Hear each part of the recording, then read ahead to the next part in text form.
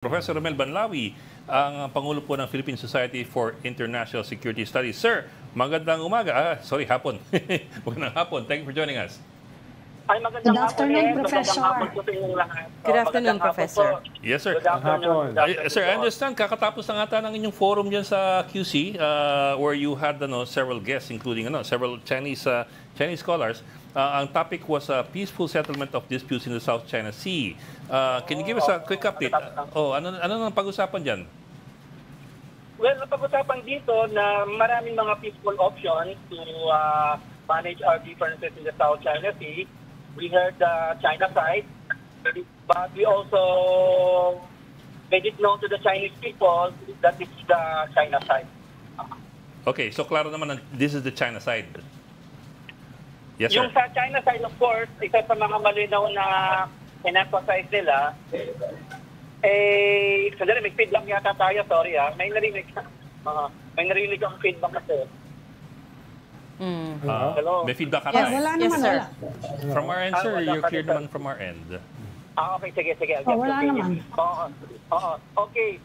Very clear sa side ng China na they will not surrender their territorial sovereignty in the South China Sea, but willing to talk with the Philippines on how to manage their disputes in the area.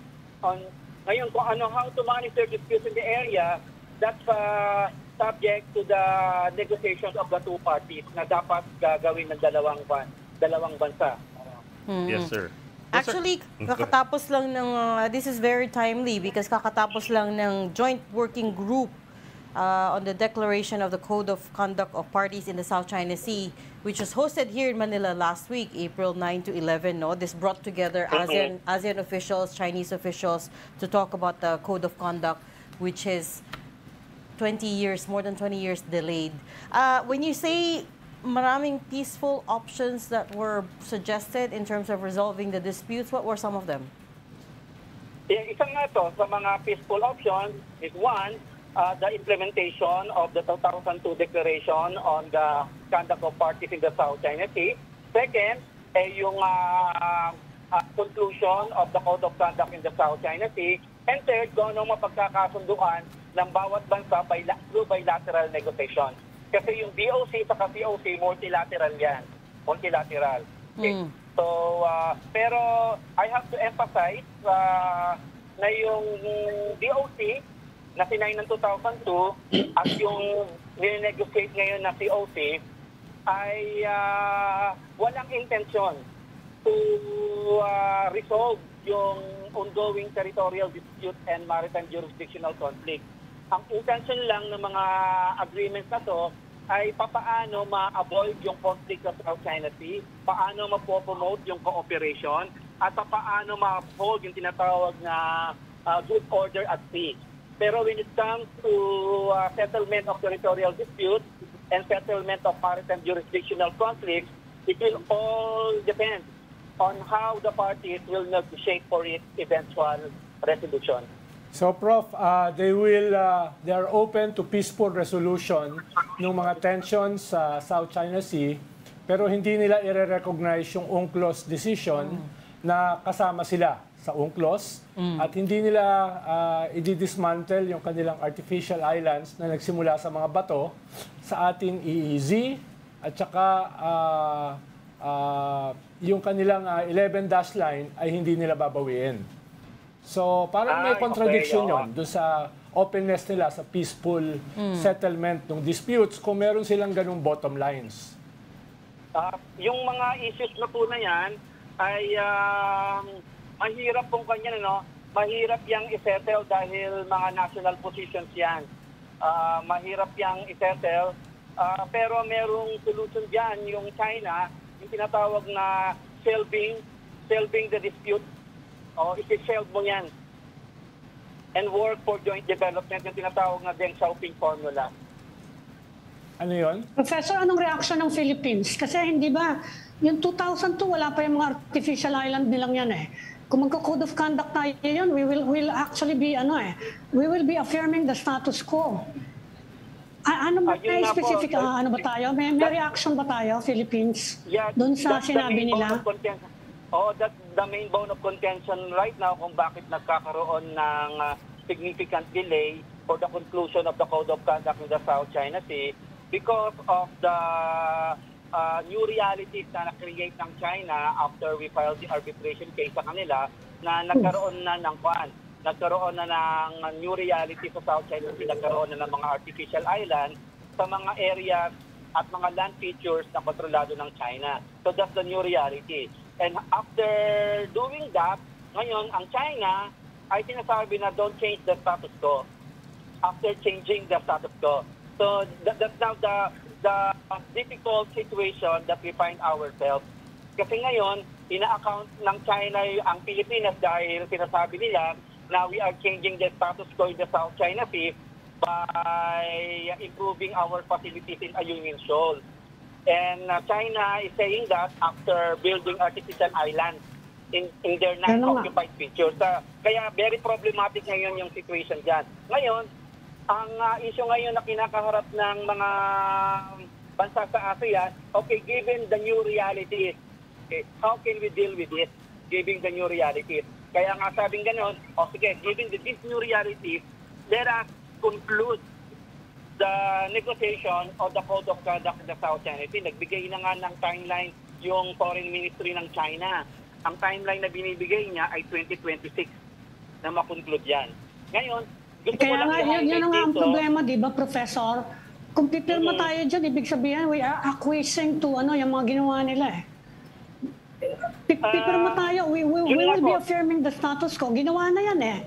Parang acceptance na natin yon sa ginawa nila. Yeah, well, yan ang natin, yan ang ating position na we want to be cautious in that Code of Conduct. Kaya nga, merong 5 major issues na kailangan pang isettle na patuloy din na ina-assess ng Pilipinas kung mag-gain tayo sa 5 issues na unsettled. Ano po yung mga 5 issues na to? Unang-una, yung 5 issues na dapat na ma-settle para ma-conclude yung Code of Conduct ay yung legal status ng Code of Conduct. Binding ba to o non-binding? Kasi kung di siya non-binding, parang DOC Part 2 lang yan. So gentleman's agreement. Ang position ng Pilipinas, gusto natin na maging legally binding to. So ngayon, hanggang ngayon hindi pa nasisettle yan. Second, ay yung scope ng Code of Conduct. Saan ba siya ma-apply? Sa buong South China Sea ba? Or sa Spratlys lang? Kasi sa buong South China Sea, may mga areas doon na bilateral lamang yung nature. Halimbawa, yung parcel between China and Vietnam, yung Scarborough Shoal between China and the Philippines, yung Natuna between China and Indonesia. Pero pinakamahirap dito yung Spratlys involving 5 claimants. So, ano ba ang scope ng Code of Conduct?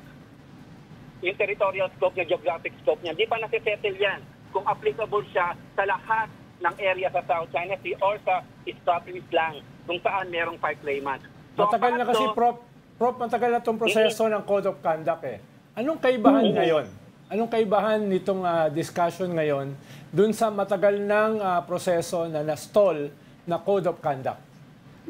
Well, gusto nilang i-conclude yung mga tinatawag na low-hanging fruit, yung pwedeng mapag-desisyonan na. At ano yung mga low-hanging fruit na to? Yung identifying cooperation in areas. Oo. Ngayon, ano ngayon ang areas na magkakaroon ng cooperation diyan? Ano yung magiging cooperation niyan? Yung ngayon na pinag-usapan doon. At ano ang mga type of cooperation ang i-implement sa area na yan? Joint fishery management ba? Joint development of natural gas? Marine environmental protection ba? Combating transnational crimes? So yung mga issues na yun. Oo. So yun ang mga pinag-usapan ngayon sa mga working committees, yung mga detalye na yan. Kaya lang ang problema, the devil is always in the detail. Pag hinimay na yung mga detalye, nagkakaroon ng mga problema. At ang posisyon ng Pilipinas, talagang principled, at talagang malakas yung paninindigan natin doon. At ang perception nga na ang Pilipinas ang nagkukos ng delay sa conclusion. Pero hindi naman tayo papasok sa isang agreement na sa tingin naman natin ay masasacrifice yung ating national interest. Kaya nga very cautious yung ating stand. At kaya patuloy natin na sinusulong yung mga issue areas na hindi mako-compromise yung ating outstanding national interest. Mahirap kasi itong mga low-hanging fruits. Kung halimbawa, patuloy yung island building ng China, halimbawa sa Sandy Cay 1, 2, and 3. No? Mga bagong mga bagong areas na sinusubukan magtayo, dagdagan nila yung kanilang artificial islands. Dapat meron din namang counting good faith. Yeah. No? Dahil tayo naman, hindi naman tayo nag-island building eh. So, Kaya mahirap dapat yung mga low-hanging fruits kung walang good faith at mas aggressive yung island building nila within our EEZ. Tama. Kaya isa sa mga isinusulungan natin na pending the conclusion of the Code of Conduct, dapat magkaroon ng exercise of self-restraint sa lahat. Lahat ng unilateral activities. Dapat ihinto lahat yan. Oo, ihinto lahat yung mga unilateral activities. Pero sir, very layman's question lang, how can China say it's willing to talk about how to manage the dispute and, wanting to shelve the dispute for the meantime, when at the same time it's China that's being very aggressive in the West Philippine Sea. And for example, kanina kasi you spoke about yung ba? China says don't change the status quo after changing the status quo. So lumalamang. At the same time tayo, something as simple as resupply missions, until recently, nahihirapan tayo mag-resupply ng Sierra Madre. Within our own territory. Within our EEZ. So may ganong inequality po. Oo, ito sa mga isa sa mga live at the end of the tunnel nakikita ko kasi nung itong taon na to nagkaroon ng bilateral consultative meeting yung China and Pilipinas sa Xiamen. At isa sa mga naging result ng meeting na yan, nagkaroon ng provisional understanding on how to manage the situation in the Ayungin Shoal. At nagkaroon sila ng understanding na hindi pipigilan lahat ng ating RORE mission doon. At since then talagang hindi tayo napipigilan kaya successful. So isa yun sa mga signs natin ko na pwede pa lang mangyari yun. So magkaroon tayo ng similar provisional understanding sa ibang areas. Pero, Prof, I think by far the largest sticking point ang tinatawag nilang milestone issues is the legality, right? You mentioned it already. The question is whether the Code of Conduct can be legally binding. If the Philippines wants it to be legally binding, but China doesn't, I mean, what more is there to talk about, right? I mean, ikaw ba, like you said, anong point ng Code of Conduct if it's not legally binding to begin with? What's the potential compromise here? And are you yourself confident that we could reach some sort of an understanding by 2026 as China is hoping? Ang tingin ko, if China will not accept the legally binding character of the Code of Conduct, mahihirapang makonclude yan.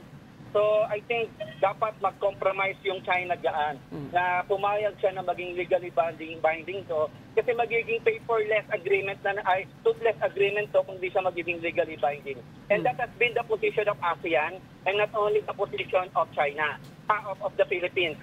And we have the support of Vietnam on that to have legal and substantive binding code in the area. At kung hindi papayag yung China diyan, I don't think mapukonclude yung COC by 2026. Kasi yan po Professor, yung usapan ba, napag-usapan ba yung Professor, napag-usapan ba yung Scarborough Shoal? Kasi kung you're talking about good faith, ang isang magandang dyan ng good faith merong commitment ng China na titigilan ng kahaharang sa mga fishermen natin sa panatag. Tama. Meron bang ganon? Meron bang ganon na usapan? Dapat po sa susunod na meeting ng bilateral consultative mechanism, mapag-usapan yung status ng Scarborough Shoal at magkaroon din tayo ng similar provisional understanding para maiwasan na po yung mga harassment na nararamdaman natin dyan sa Scarborough Shoal. O kasi okay na yung Ayungin Shoal Okay na Ayungin Shoal, so we need similar provisional understanding sa Scarborough Shoal, and not only sa Scarborough Shoal, pati na rin sa Sandy Cay area kasi nga mataas din yung activities ng China ngayon diyan. So we need those kinds of provisional understanding. At yan naman po yung nire-require ng United Nations Convention of the Law of the Sea, that pending the signing of a final agreement, both parties both parties shall shall be involved in a arrangement that is provisionary in character in order to avoid unintended violent encounter at sea. Actually, sir, if you really want equivalence of sorts, kasi I don't really see it as equivalence. They're allowing us to resupply Sierra Madre. Because to begin with, we never stopped them from resupplying their artificial islands. Alam mo yun, equivalence would be kung pinipigilan natin sila mag-resupply, tapos pinipigilan na tayo mag-resupply. Of course, we don't have the capability of doing that. Parang never pa tayo nang harass ng Chinese vessels. So parang ngayon pinayagan na tayo. You know what I mean, sir? Ngayon pinayagan na tayo, di happy tayo. Taga na natin, hindi tayo dapat pagpaalam talaga. Tama po Yes, sir. yun. Yes, sir. Pero ang problema kasi natin, inaangkin din kasi ng China yun. Yeah. Yes, sir. Yes, sir. Inaangkin din ng China yun. Yung problema, kumbaga, inaangkin siya. Yun ang problema natin, inaangkin siya. At ayaw naman nating bitawan yan dahil sa atin yan.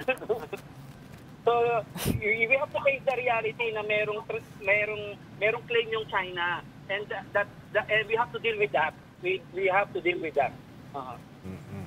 On another You're note, talking about Professor, UNCLOS, hindi nga nila nire-recognize yung arbitral ruling, which is based on UNCLOS. at saka miyembro sila. Oh, member sila, ratified nila. They're not recognizing that arbitral ruling. Correct po. Very ticklish po kasi yung issue ng arbitral ruling sa China kasi meron silang ibang pakunawa sa resulta ng arbitral ruling. Gusto niyo po bang malaman kung ano yung pakunawa ng China diyan para maintindihan natin kung bakit ganyan mag-behave yung China, bakit ayaw i-recognize ng China? Una-una, sa pag-unawa ng China, yung binuo nating arbitral tribunal ay hindi naman niya sinang-ayunan from the very start. Yes, Kasi that's part of their argument, unilateral. Pero it doesn't matter, di ba, Professor? Dahil nasa rules naman ang conclusion Nasa rules ng UNCLOS na kahit hindi ka dumalo, dahil miyembro ka at isa ka doon sa nireklamo, Dapat binding yun. Dapat binding yun. No? Kasama yun sa inaprubahan ng China nung nag-member sila. Correct. Ito po ang Ang India, merong ganun. Ang India, pumayag Ito po, ang yung po, kung ang nag-arbitrate for China ay yung tinatawag na International Tribunal on the Law of the Sea. Ang naging problema ng China, yung nag-arbitrate sa issue na pinresent natin against China ay hindi naman International Tribunal of the Law of the Sea, but Special Arbitral Tribunal. Composed of 5 members that we selected. Yun po ang argument ng China. Ngayon, sabi ko pag nakikipag-engage ko sa mga Chinese scholars, okay, set that aside. Pero yung wisdom ng kanilang judgment, yun ang ating one. Ano bang wisdom ng kanilang judgment? Unang-una, binasura nung arbitral tribunal yung excessive 9-line claim, 9-line claim ng China. Oo. So, binasura yun.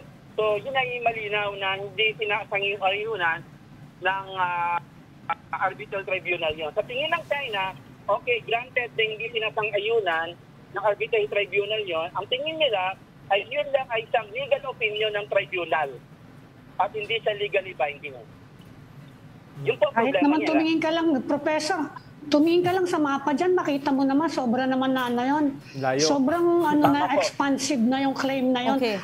Kahit mapa yun ng urban area dito sa Metro Manila, magkakaaway-away kapag yung isang tao nagke-claim ng buong lugar na yun, nasakop na ng lahat ng lugar ng kapitbahay niya. Oo.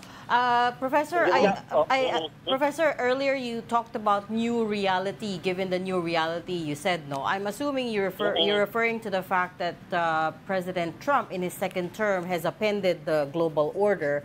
So now, ang nakikita natin is instead of multilateralism, countries are parang every man for their own, right? They're racing to do bilateral deals with the U.S. And also China. How is this going to change the game? Well, wait and see po lahat ng bansa natin kung saan po hahantong tong consequence ng tariff decision ni Trump.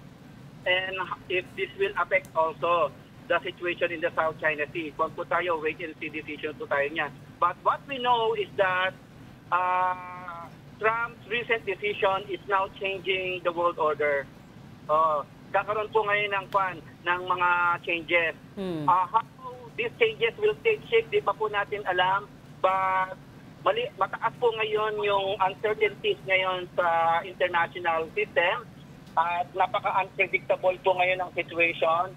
And that is making it very difficult for countries like the Philippines to really cope. Kaya dapat po pag-aralan po natin ng gusto yung mga nagaganap ngayon sa ating mundo. Kaya kami mo mismo, mga analysts, mga scholars, ay patuloy na nagsasaliksik, nakikipag-usap para we can make sense of what's happening right now in the world.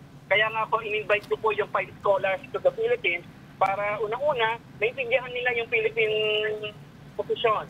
Okay. Pangalawa, maintindihan din natin yung Chinese position. And having said that, can we manage our differences? Can we find common ground out of this? Can we cooperate after this? Yun po yung mga intentions namin kung bakit po namin nasagawa to.